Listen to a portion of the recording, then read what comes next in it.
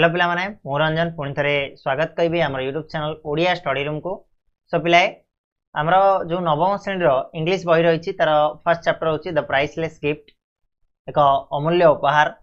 Jar already आम दीटा part रे पढ़ी बेसिक कॉन्सेप्ट गुड़ाक आलोचना करथिले। वर्ड मीनिंग सहित तुम मानक मु बुझेइथिली डिटेल लाइन बाय लाइन बिल्कुल ओडिया रे बुझेइछि। तो आशा करछि वीडियो को तुम देखिथिबो पसंद करथिबो, लाइक और शेयर मध्य अति मात्रा रे करथिबो। ठीक अछि। तो आज वीडियो रे आमे आलोचना करिबा तमरो जो प्रश्न उत्तर रही बही रे किछि क्वेश्चन देछि तार आमे आंसर को आलोचना करिबा, डिस्कस करिबा केमिति कोन तुम माने आंसर लिखिबो। तो वीडियो को स्टार्ट करिया पूर्व तुम माने जदी नुवा अछ चैनल रे ताले सब्सक्राइब करनबो आ बेल नोटिफिकेशन को ऑन करके ऑल रे क्लिक करनबो। स्टार्ट करिबा आज जो रही द प्राइसलेस गिफ्ट रो क्वेश्चन आंसर को आमे डिस्कस करिबा। सो बिले फर्स्ट क्वेश्चन को जिबा। लेट्स अंडरस्टैंड द टेक्स्ट रे तमरो फर्स्ट क्वेश्चन रही what did the writer experience in the restaurant. Restaurant रे राइटर माने लेखक कौन एक्सपीरियंस करछंती सेठी गला परे से को सब जिंस को अनुभव करछंती लेखक बुझि पारछ ना। ओडिया रे बिल्कुल ओडिया रे कहबी। ठीक अछि। गोटे गोटे लाइन को क्वेश्चन को ओडिया रे बुझेबी, आंसर को ओडिया रे बुझेबी, आराम से तुम माने बुझी पारिबो। ठीक अछि। खाली एतिके जिंस ध्यान देबार अछि। जो भी माने वर्ड टा डिफिकल्ट लागिला तुम माने नोट करि पारिबो, किछि असुविधा नै। तो what did the writer experience in the restaurant. Restaurant रे लेखक कौन अनुभूति कले बा कौन अनुभव कले बा कौन अनुभूतिटा सी सेठू पाइले। तो आंसर हम पिला माने लेखिबो कौन अनुभूति करथिले ना the writer went to a restaurant during lunch time. ठीक अछि। लंच टाइम कहले खराबेल खाइबा समय जो रहउची से समय रे राइटर कोन करछन्ती ना जाइथिले गोटे रेस्टोरेंट को। वेंट टू कहले कोन गो रो वेंट हबो सेकंड फॉर्म। तो जाइथिले। The restaurant was very crowded as people were eating and drinking there। Restaurant टा कौन थिला ना बहुत क्राउडेड थिला। क्राउडेड कहले गहलिया थिला। ठीक अछि। बहुत ही गहलिया थिला। काहे की गहलिया थिला ना as people were eating and drinking there। सेठी लोक माने कोन जेहेतु सेठी लोक माने कोन करथिले ना खाउथिले आ पिउथिले, तेनु सेही रेस्टोरेंट टा कौन थिला ना गहलिया थिला। he saw that some of the chairs and tables had been pushed into a corner। he saw that से देखिले जे कौन देखिले ना केते गुडी चेयर आउ केते गुडी टेबल कोन हिची ना गोटे कॉर्नर को ठेली दिया जायछि, पुश्ड इनटू ए कॉर्नर। ठीक अछि। He selected a corner table and sat there for lunch. से कोन कले गोटे सिलेक्ट कले कोनडा सिलेक्ट कले ना गोटे कॉर्नर टेबल टाको गोटे कॉर्नर रे पड़थिबा गोटे टेबल को सिलेक्ट कले आ सेठी से बसी पड़ले कोन पई ना लंच करिया पई। ठीक अछि। एति होछि से एक्सपीरियंस करथिले सेही रेस्टोरेंट भितरे। क्लियर ना पिला माने बे 2 नंबर को बढ़िया। 2 number question what did he notice there. सेठी से कौन नोटिस कले सेठी तांकर जो आखि आगरे कौन आसिला। ठीक अछि। आंसर होबा पिला माने देखो the writer while sitting at the restaurant notice a very young girl looking at him. Writer जते बेले बसी थिले, ठीक अछि, से सेही रेस्टोरेंट रे बसी की कौन नोटिस कले लक्ष्य कले जे नोटिस कले लक्ष्य कले जे ए वेरी यंग गर्ल गोटे बहुत ही यंग गर्ल गोटे कम बयसर झीटीए कौन कर लुकिंग एट हिम ताकू देखी चली। ठीक अच्छे। देखुची। He marked a sad expression on her face. से कौन कले ना से मार्क कले से ध्यान कले जे ता मुहरे ता फेस रे गोटे कौन अच्छे ना सैड एक्सप्रेशन अच्छे। सैड कहले कौन पिला माने ना दुखद एक्सप्रेशन दुखरे ता मुहटा रही। The girl while going out asked the cashier in a low voice something about the writer and wanted to know whether he was an Indian। ठीक अछि। the girl while going out जते बेले झियोटी कोन करथला बाहर को जाउथला। while going out कहले कोन बाहर को जाउथिबा सबले asked the cashier से कैशियर को पचारला in a low voice। Low voice कहले धीरे स्थिर भाबरे बहुत कम आवाज रे से कैशियर को पचारची something about the writer। Writer को विषय रे किछि पचारची and wanted to know आउ जानिया पाई चाहिची wanted to know जानिया पाई चाहिची whether he was an Indian or not। जे से कहले के एठी राइटर जने इंडियन ना नहीं जानिया पाई से चाहिची। the cashier when replied about him of being an Indian she looked at him once more and went out of the restaurant। कहला ना से तळे कैशियर को पचारला से जने इंडियन की नुह तो कैशियर रिप्लाई जो करची कौन रिप्लाई करची ना कैशियर जते बेले ताकू उत्तर देइछि जे हां से जने होचंती him of being an Indian से गोटे इंडियन बोली उत्तर देइछंती। She looked at him once more पुणी थरे तांको आउ थरे से झियोटी देखिछि टिके आउ went out of the restaurant आउ तापर से रेस्टोरेंट छाड़ के पळैछि बुझिया लागी 3 नंबर प्रश्न को जिबा पिले what was the writer's first impression of the girl लेखकर प्रथम जो इंप्रेशन कौन थिला गर्ल पर झियोटी ऊपर कौन विचारधारा थिला प्रथम रे राइटर कर द आंसर पिला माने हबो the writer was surprised at girl's behaviour and the way of looking at him repeatedly her large eyes with sad expression made him feel that she was facing some kind of trouble or worse situation she needed a help तो प्रथम जो impression थिला प्रथम जो ता ऊपर जो impression रहितला writer कर कौन थिला से झियोटी ऊपर ना राइटर प्रथम सरप्राइज हो जाइथिले वाज सरप्राइज बहुत सरप्राइज हो जाइथिले बहुत आश्चर्य हो जाइथिले कौन पाई ना एट गर्ल्स बिहेवियर से जो झियोटी रो जो बिहेवियर देखिकी झियोटी रो जो व्यवहार देखिकी से बहुत सरप्राइज माने आश्चर्य हो जाइथिले जो भलिया भाबरे से तांको देखुतला रिपीटेडली बारंबार से देखुतला से झियोटी तार बड़ बड़ आखि her large eyes with sad expression आ से बड़ बड़ आखि रे तार दुख भरा से जो मुह थिला and made him feel that आ तांको एटा माने भाबिया पई बाध्य कर दउतला made him feel that she was facing some kind of trouble जे से झियोटी रो किछि ना किछि असुविधा रहिछि किंबा ताठु आरो अधिक किछि जिंस और सिचुएशन रहिछि आ से निहाती आबे कोन ना हेल्प दरकार करछि ठीक है सी नीडेड ए हेल्प ताको कोन गोटे सहाय्य दरकार ए जिनसटा भाबिया पई लेखक को बाध्य कर दउतला से झियर बिहेवियर बुझियला नेक्स्ट पिले जिबा 4 नंबर को what made the writer surprise को जिनसटा लेखक को सरप्राइज कर देला बा आश्चर्य कर देइथिला तो आंसर हबो the girls repeated looking at writer जो झियटा बारंबार से राइटर को देखु चलतुला सेटा राइटर को सरप्राइज कर देइथिला ता सहित her sad face as well as her whispering with cashier made him surprise whispering कहले कोन गुणगुण हबाटाकू व्हिस्परिंग कहा जाए तो कैशियर साथी से जो गुणगुण होइकरी तांको विषय किसी पचारला से बारंबार तांको अनौथिला ता छडा ता मुहरे जो दुख भरा चाहानी थिला से सबु जिनिस गुडाक कोन कला मिली मिसैकरी लेखक को आश्चर्य रे पगै देइथिला ठीक अछि से पूरा द्वंद्व रे पड़ी जाइथिले जे प्रकृति रे कोन हेछि घटनाटा कोन ठीक अछि नेक्स्ट क्वेश्चन दिबा why did he inquiry from the cashier से कोन पाई कैशियर को इंक्वायरी कले कोन तदारक करबा बा जानिया पई चेष्टा करिया को हमें इंक्वायरी बोली कहबा ठीक अछि तो से कैशियर को कोन पाई इंक्वायरी कले से झियोटी विषय रे त आंसर हबो the girls interest to know about the writer made him curious to know her curious कहले जानिबार इच्छा को हमें क्यूरियस बोली कहबा ठीक अछि तो जो झियोटा एते इंटरेस्ट देखौतला राइटर को ऊपर बारंबार तांको चाहुतला तांको विषय रे पचारथला सेटा राइटर को क्यूरियस कर देला माने जानिया पई इच्छा तांकर जागृत हला जे प्रकृति रे से झियोटी कोन पई चाहुतला और किए she he wanted to know the matter behind her interest in him जे तांको कोन पई से एते इंटरेस्ट देखौतला ता पछरे कोन कारण अछि से विषय से जानिया पई चाहुतले why she was looking at him से ताको कोन पई बारंबार देखुतला and all that made him inquiry about the girl from the cashier आ ई सब घटना गुडा का थिला जहा कैशियर को इंक्वायरी करिवारे लेखक को कोन करथिला ना बाध्य कर देइथिला ठीक अछि ना sorry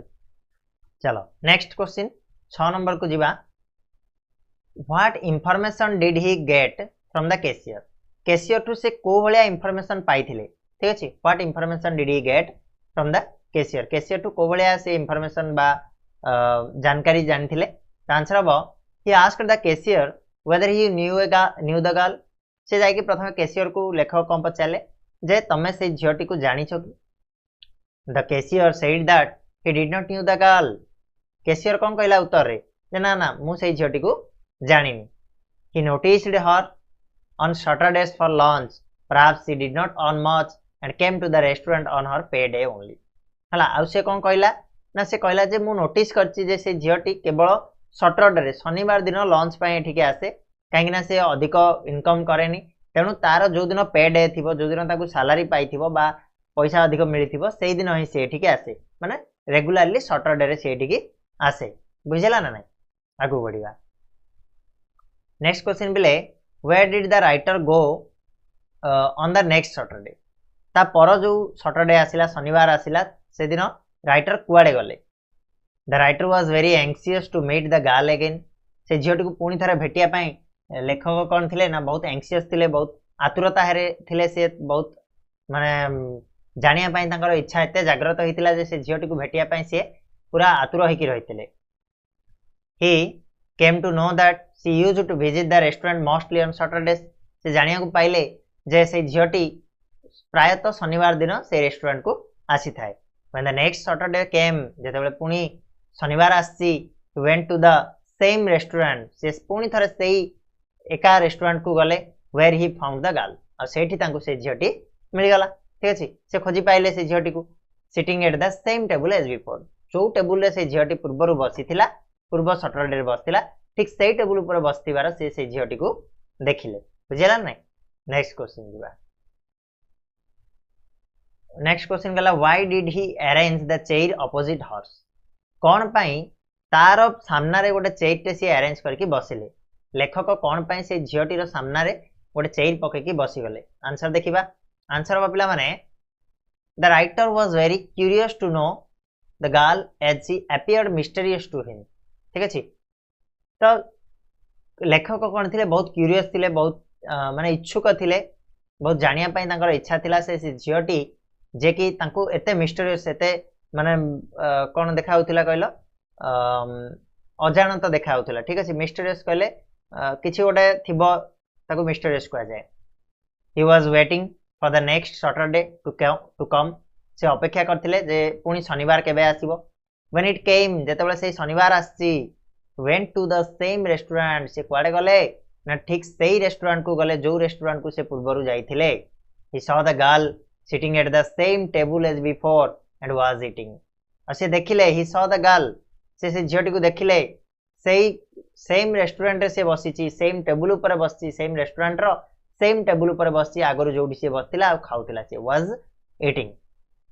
then the writer without any hesitation went up to her and took the chair opposite hers और टिके भी एपट सेपट न है कि राइटर कौन कले बिना हेजिटेशन रे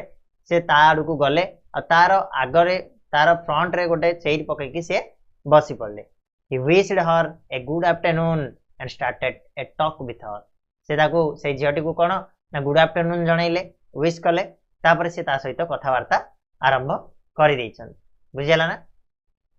नेक्स्ट प्ले 9 नंबर क्वेश्चन को जिबा what query did the girl make about the writer झीटी कौन पचारि थिला राइटर को विषय कौन क्वेरी करथिला बा कौन पचारि थिला से तो आंसर बबला माने देखो the girl first saw the writer in a restaurant झीटी कौन है ना राइटर को कोड देखिछि गोटे रेस्टोरेंट रे देखिछि she thought him to be an Indian आ से देखला पर भाबिछि जे इंडियन मानकर बेश पोशाक जानी हबो ना तो से भाबिछि हुए तो ये जणे इंडियन हेतिबे जणे भारतीय हेतिबे बोली से भाबिछि That's why she wanted to know about him from the cashier of the restaurant.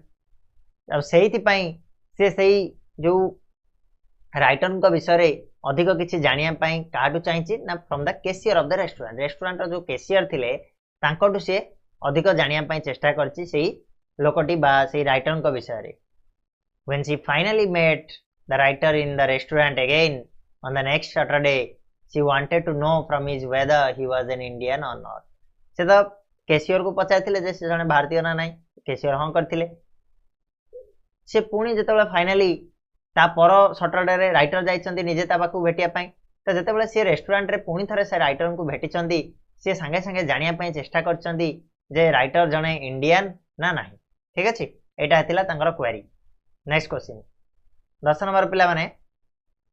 10 number question देखो what impression did the writer have about the family of the girl जो झीटीर फैमिली उपरे राइटर कौन impression थिला माने family उपरे तांकर कौन चिंताधारा थिला ठीक अछि आंसर बा पिला माने देखो the writer came to know from the girl that she was living with her old widowed mother Mrs Bethy लेखक केम टू नो कहले जानिबा को पाइले फ्रॉम द गर्ल से झीटी ठारू जानिया पाइले that she was living with her old widowed mother Mrs बेथी से कहा सहित बसवास करछि ना तार जो वृद्धा विडोड कहले कौन रे पिला माने जार स्वामी मर जाइथिबे से विधवा मां मिसेस बेथी को सहित से कौन करछि ना रहउछि her only brother who was her guardian was in India and was serving as a soldier. आ तार एकमात्र भाई जे कि तार एकमात्र गार्डियन बोली आमे कहि परिबा अभिभावक बोली कहि परिबा से कोठी अछि ना इंडिया रे अछि इंडिया रे थिला was in India रे थिला and was serving as a soldier आ सेठी से गोटे सोल्जर माने गोटे सैनिक रूपे काम करथिले ठीक अछि they had not had a letter from him for a long time आ से माने बहुत समय धरि कि ताठु कोनोसी प्रकार चिट्ठी मध्ये पाइना they had not had a letter from him ताठु गोटे मध्ये चिट्ठी से माने बहुत टाइम हे गलानी पाइना हंदी her mother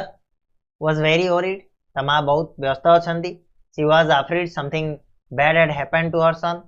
तमा कोन पाई व्यस्त अछंदी ना से भय करछंदी जे काले किछि भूलभाल घटी जायनी तो मो पुओ साथी रे ना कि something bad has happened ना कि the writer understood her feeling as she was expecting him to see and console her mother लेखक जानी पारले बुझी पारले से झियोटीर जो भावना जे से झियोटी मने मने भाबुतिला कोन ना एक्सपेक्ट करथुला जे राइटर ता साथी रे जिबे आ ता मां को ठीक है सांत्वना देबे कंसोल कहले कोन पिला ना सांत्वना but she did not have the courage to say so किंतु ता पाखरे एते साहस नथिला जे सी राइटर को कहबो सर आपण टिके चालंदु मो मां को टिके सांत्वना दे देबे ठीक अछि सेही जो सत्साहस ता पाखरे नथिला next question How was the writer treated at Maggie's house? Who was there to welcome him? लेखक जेतेबेले मैगीर घर को गले मैगी कहले से झियोटी मैगीर घर को गले से सेठी केमिति ट्रीट हेले तांको केमिति ट्रीट करा गला तांको केमिति चर्चा करा गला and Sethi who was there to welcome him तांको किए सेठी थिला तांको वेलकम करिया पई आंसर कोन बा पिला माने ना the writer reached Maggie's house with her जेतेबेले राइटर मैगी सहित ता घरे जाई कि पहुंचचंती she took him to her mother who was in the kitchen Maggie कोन करछि ना राइटर को कोडी की नेकी जाईछि ताको किचन पाखु नै जाईछि जोठी ता मां थिले she introduced him with her mother से ता मां सहित चिन्हा परिचय करे देला इंट्रोड्यूस कहले कोन चिन्हा परिचय करैबा her mother was very glad to meet an Indian she welcomed the writer ता मां बहुत खुशी हे गले गोटे भारतीय को भेटी की बहुत खुशी हे गले आ कोन कहले ना राइटर को कोन स्वागत करथिले तांका घर भीतर को ठीक अछि नेक्स्ट बा बुझी पारछ ना बिल्कुल ओडिया रे कहूची आराम से बुझ लेखि परिबो एग्जाम रे तुम जदी ओडिया रे भलो से सुनी देइछो एक्सप्लेन त मु कर देइछि ऑलरेडी पढै साची पाठटा को एबे खाली ओडिया रे सुनी कि खाली टिके टिके मन रखिबार अछि किछि नै चलो नेक्स्ट प्रश्न बिले जिबा what was Mrs Bethy doing when the writer met her why was she unwilling to go for a handshake जेतेबेले राइटर तांको घर को जाइथिले सेतेबेले मिसेस बेथी कोन करथिले and why was she unwilling to go for a handshake आ जेतेबेले राइटर कोन हैंडशेक पय हाथ बढ़ाइथिले सेतेबेले काहे कि मिसेस बेथी अनिच्छा प्रकाश करथिले हैंडशेक करिया पय तापर देखो पिले आंसर कोन हो यार when the writer met Mrs Bethy she was in the kitchen and making cakes जेतेबेले राइटर जाय कि मिसेस बेथी को भेटिले से कोन करथिले ना तांको किचन रे थिले तांकर रोसई घर थिले आ से कोन तयारी करथिले केक तयारी करथिले पिठा तयारी करथिले she was unwilling to handshake with the writer because her hands are covered with flour as she was making cakes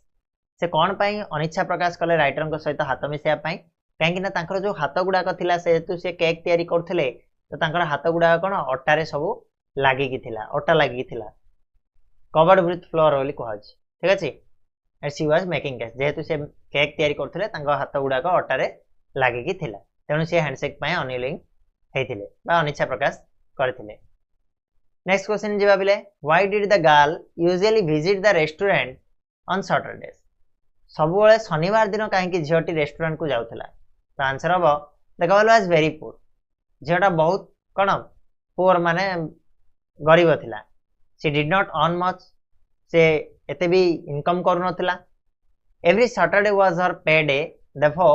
she usually visited the restaurant on Saturdays आ प्रत्येक शनिवार दिन ताको पैसा मिलुथिला तेनु से सब बेले शनिवार दिन ही कोन करथिला ना से रेस्टोरेंट को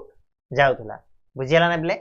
नेक्स्ट क्वेश्चन को जिबा 14 नंबर तो 14 नंबर क्वेश्चन कोन देछि देखो what did Mrs Bethy believe about the ring ठीक अछि मिसेस बेथी से जो रिंग ता ताको पो जो देथिले रिंग ता मुदीटा से मुदी ऊपर कौन विश्वास करथिले ता विषय रे कौन बिलीव थिला तांकर विश्वास थिला तो पहले आंसर हे जिवो देखो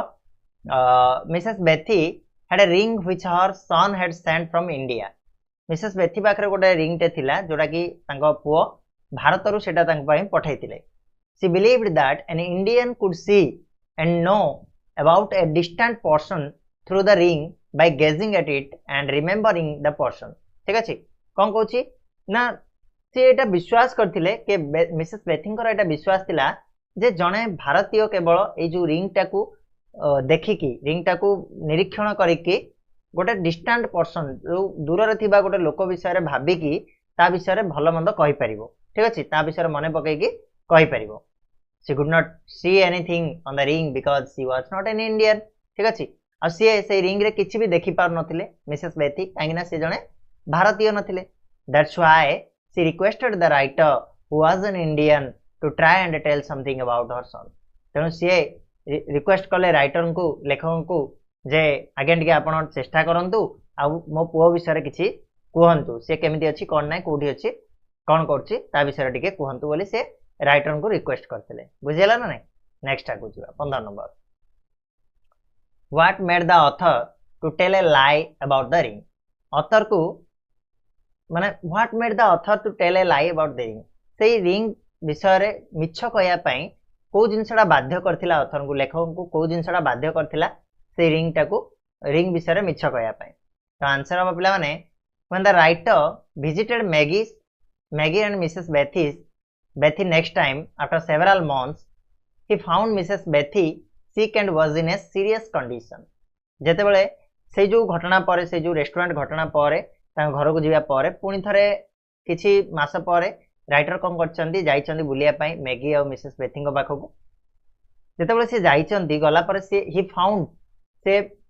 जानिया को पाइले जे मिसेस बेथिंग को देह बहुत ही खराब अछि आ से बहुत सीरियस कंडीशन रे अछंती. ठीक अछि. Her body condition was aggravated by her anxiety for her son Frankie जे मिसेस बेथिंग को पुओ Frankie was an Indian on the was in India on the job of a soldier, had no communication with his family through several years had passed. Though several years had passed. माने कोन ना जेते बेले से जाइचंदी बुलिया पई Mrs बेथिंग को घर को से देखिचंदी मिसेस बेथी बहुत ही असुस्थ होई पड़थिले आ बहुत सीरियस कंडीशन रे थिले. तांकर बॉडीटा बहुत ही खराब थिला वाज एग्रावेटेड माने से उठी मध्ये पारु नथिले. तांकर जो एनेक्सिटी थिला जो चिंता थिला तांकर पुओ फ्रांकी पई फ्रांकी जे कि भारत रे थिला सोल्जर रो जॉब करथिला कोनसी भी कम्युनिकेशन तांको फैमिली सहित टोटली से हे नथिला गोटे सेवरल इयर्स माने पाखा कि वर्ष 2 वर्ष होला तारा कोनसी कम्युनिकेशन नथिला. The writer was in a fix. Writer टिके द्वंद्व रे पड़ी गले फिक्स कले द्वंद्व. how could he say that Frankie was all right and nothing had happened to him. से केमिति बा कहि परिबे जे फ्रांकी एकदम ठीक अछि आ ताकू कोनसी किछि भी हेइनी से एकदम भलो अछि. but he had to tell a lie for the benefit of Mrs. Bethy as it could console her. किंतु से देखिले जे मिसेस बेथिंकर जो देह एते खराब अछि जे से गोटे छोट मिछ कहले तांकर होय तो देहटा खराब हे परिबो तांकू से सांत्वना देई परिबे तेनु से मिछ कहया पय बाध्य होले. The writer also considered him not so virtuous a man. आउ राइटर निजे निजे को भाबिले जे मु तो एते माने सबले सत्य कहला वालिया एते मनीष नुह तेनु टिके मो करि परिबे पाप. So he decided to do this which would be the least of his offence. तेनु से निष्पत्ति नेले जे एई मिछ को से कहिबे एई कथाडा को से कहिबे आउ तांकर जो सबटु कम रे मिछ ऑफेंस रे से कथाडा को कहिबे. ठीक अछि डिसाइड करले. नेक्स्ट ले जेवा 16 number. Did the telling of A lie benefit Mrs Bethy. जो मिछटा कहिले के लेखक सेटा मिसेस बेथी को बेनिफिट कला कि किछि लाभ देला कि. आंसर हबो yes. A lie on the part of the writer gave much benefit to Mrs. Bethy who was lying sick on the bed. ठीक अछि. मिसेस बेथी जे कि दुर्बल अवस्था रे देह खराब है कि बेड रे सोईथिले पड़ी रहिथिले. ठीक अछि. तांको बहुत फायदा देइथिला ए जो छोटिया मिछटी लेखक कहिथिले. ठीक अछि.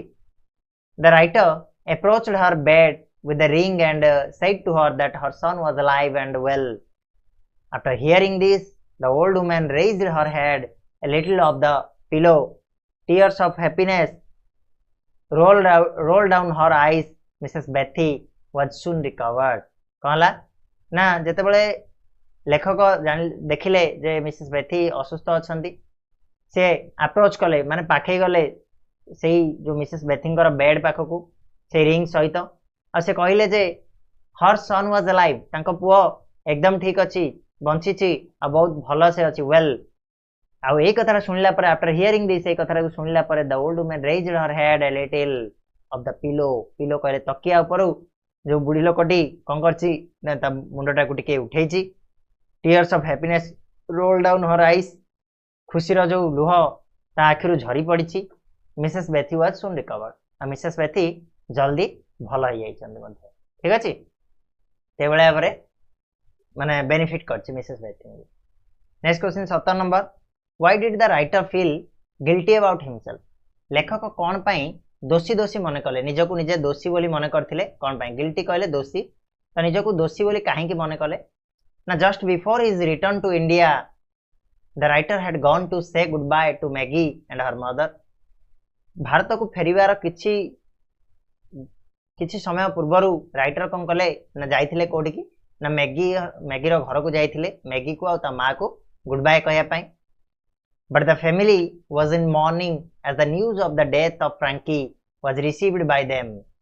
किंतु तांकर जो फैमिली तांकर जो परिवार मॉर्निंग रे थिला मॉर्निंग कहले कोन रे पिला माने ना दुख रे जो कोन होचंदी कहले शोकाकुल परिवेश रे थिले काहे ना फ्रांकी रो जो मृत हबार फ्रांकी मरि जिबार जो न्यूज़ टा तांको मिली छाड़थिला Frankie was killed in the fighting on the frontier some days before the writer's telling of his alive and well to his mother जेतेबेले राइटर कहिथिले जे तांको पुओ एकदम ठीक अछि आ भलो अछि तार किछि दिन पूर्वरु फ्रांकी रो मृत्यु होई जाइथिला सेही फ्रंटियर रे माने कोडे बॉर्डर रे युद्ध लड़ला बेले ठीक अछि तेनु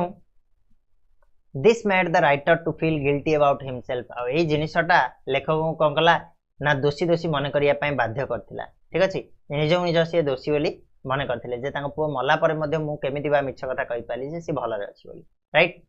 next question what was Maggie's gift to the writer Maggie गोटे गिफ्ट देथिला राइटर को ताले सेटा कोन थिला आंसर हो पिला माने when Maggie was assured of the writer's visit to her brothers grave in India her face was filled with gratitude ठीक अछि जेतोले मैगी निश्चित करिनेला एश्योर्ड करले निश्चित करिनेला जे लेखक ता भाईरो जो ग्रेव रही माने समाधि रही से समाधि पाखक जीवे तो तार मुहटा पूरा ग्रेटिट्यूड रे भरी गला अर्थात कृतज्ञता रे भरी जाइथिला सी थैंक्ड द राइटर से लेखक को धन्यवाद जणैला and gave him a shilling to buy flowers आ गोटे सीलिंग जोड़ा कि तांकर सेडर पैसा हम कहि परिबा तो देला कोन पई ना फूल किनिया पई and requested him to lay them on her brothers grave for her आ ता राइटर को जरिया रे ता पई से फूल को नेकी ता भाईर समाधि रे रखि देया पई से कहिथिला this was in fact Maggie's gift to the writer आ एटा थिला मैगी रो जो उपहार का को ना राइटर ठीक अछि नेक्स्ट प्ले जिबा why was it a priceless gift आ ए जो उपहारटा देइथिला से एटा कोन पई गोटे प्राइसलेस गिफ्ट थिला कोन पई गोटे अमूल्य उपहार थिला आंसर हो पिला ने the ceiling which the girl gave to the writer to buy flowers for her late brother was not an ordinary one जो सीलिंग टा से देइथिला सेटा गोटे एने तेने ऑर्डिनरी सीलिंग नथिला it was an embodiment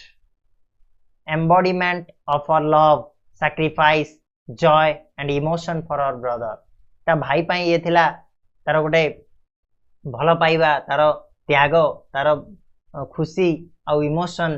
जो थिला से सबुर गोटे उदाहरण थिला ये ठीक अछि it cost was beyond all price are जो कॉस्ट ता थिला बियॉन्ड ऑल प्राइस माने सबु कोन पैसा रु भी बहुत ऊर्ध्वर थिला से ना कि मूल्य रु भी बहुत ऊर्ध्वर थिला इट वाज रेयर और एटा थिला बहुत रेयर एंड हाई वैल्यू आर एते वैल्यू थिला जाकू टंका रे किनी हबनी this it was a priceless gift सेति पई ये होची गोटे प्राइसलेस गिफ्ट बोली कहैतिला राइट नेक्स्ट क्वेश्चन देखो Did Maggie love her brother dearly? Give reasons. Maggie ता भाई को बहुत भला पाउथिला कि आपाई कौन रीजन रही कौन कारण कौन या पछरे दियो आंसर देखिबा आंसर देखो Maggie's love for her brother was deep and profound ठीक अछि बहुत गभीर भल पाइबा थिला मैगीर ता भाई प्रति it could not be described in words याकू शब्द रे हमें कहिबाटा उचित हबनी बा शब्द रे हमें ताकू डिस्क्राइब करि परिबानी her search for an Indian gentleman to know about her brother her invitation to the writer to her home her offering of ceiling for the purchased flower for her brother's grave, her sense of gratitude and thankfulness to the writer to help her to shower flower on her brother's grave, and sense of joy for the completion of that work by the writer were some of the reasons of her love for her brother. ठीक है कौन से reason गुड़ाक थिला ना जे जो प्रथमे गोटे भारतीय भद्र व्यक्ति को खोजुतिले ता भाई विषय जानिया पाई तापर सेही राइटर को से ता घर को इनवाइट करिके नबा राइटर को जो गोटे सीलिंग ऑफर करिबा ता भाई पाई फूल किनिया पाई आउ सेही जो सेंस ऑफ ग्रेटिट्यूड जतेबेले राइटर हां कला परे तांका प्रति जो कृतज्ञता भाव ता मुहरे देखाई थिला तापरे जो से काम कंप्लीट हबो बोली भाबी कि से जो जय माने खुशी रे आनंदित होतला से सब जिनिस रो हमें जानि परिबा जे से प्रकृत रे ता भाई को केते भलो पाउतला बुझेला ना बिले तो ये थिला तमरो फर्स्ट 20टा क्वेश्चन नो आंसर एटा तो बहुत लंबा हलानी वीडियो तो एठी सब जगह हमें डिस्कस करबानी आउरी गोटे अध घंटा पाखा पाखी वीडियो हबो जदि हमें याकू डिस्कस करबा गोटे घंटा लागि जिवो तो हमें सेकंड पार्ट रे हमरो जो रहिची